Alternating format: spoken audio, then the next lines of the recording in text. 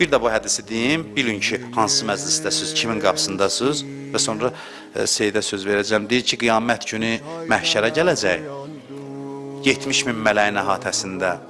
Ona deyəcəklər, cənnətə daxil ol. Ana necə rəftar eləyər? Deyir, gələr cənnət qapısından, gözü ilə nigaran baxışlarından arxaya baxar.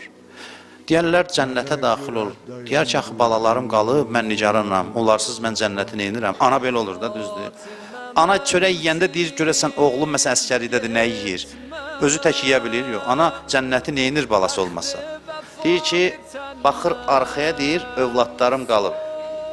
Deyərlər, qayıt, gör xanım Zəhranın məqamına bax və öz məqamınıza baxın. Qayıt deyərlər, kim ürəyin istəyir? Seç cəmaatın içindən apar özündən. Xanım Zəhraya belə bir ixtiyar verir Allah. Kimi istəyirsənsə apar özündən. Deyir, xanım Zəhra girər, daxil olar məhşərə və bir-bir əllərindən tutar, deyir, aparar. Bu söz üçün dedim, bu hədisi.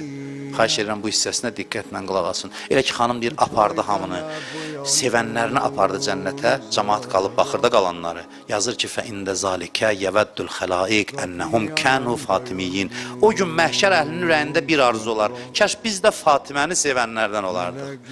Yəni, məhşər əhli deməz, kəş şah olardıq, padşah olardıq. Hamı sizə qibdə eləyər, burada oturanlara. Deyər, kəş mən də bunların yanında oturardım, dayanardım.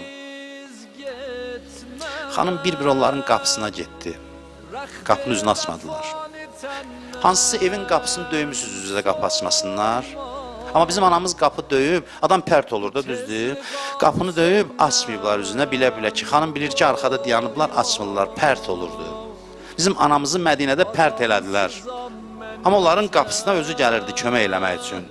Qapıları bir-bir döyürdü, deyir ki, biri qapını açdı biraz, belə qorxa-qorxa qapasını, heç kəs öldürən yox idi özlərindən. Açırdı, dedi ki, siz başqa yerə getdiniz məndən qabaq, dedi, hə, nə dedilər? Deyir, heç kəs üzümə qapını açmadı. Və belə bir söz deyir. Mən deyirəm, Fatimiyənin faciəsi bu bir cümlədir. Xanım deyir ki, mə əcəbəni əhədun, heç kəs mənə cavab vermədi. Bu sözə nə qədər desən ağlamaq olar, heç bir royza oxumadan. Heç kəs mənə cavab vermədi. Xanım təkcə cəmaata yox, Əliyə də kömək elədi. O məzlum Əliyə. Gəldi, gördü ki, qolları bağlıdır, dedi ki, qolun açmasız gedib Peyğəmbər qəbrində bəddua eləyəcəm. Xanım deyir, getdi, tez qolunu açdılar. Amma gördü ki, Əli başını aşağı salıb xəcalətdən. Deyir, qayıdıb məsciddə gördü, qolları açılıb, amma xəcalətlidir. 3 dəfə dolandı Əlinin başına. Ruhi li ruhi kəlfida, nəfsi li nəfsi kəlviqa, ya Əbəl Həsən. Ruhum ruhuva, canım canıva qurban olsun, ya Əbəl Həsən. Sən çəkinmə, heç nədən xəcalət çəkmə. İn kuntə fi xeyrin kuntu məək. Yaxşı günündə də, pis günündə də mən sənnənəm. Fatimə sənə fəda olsun. Hər nəyin var sənə qurban olsun.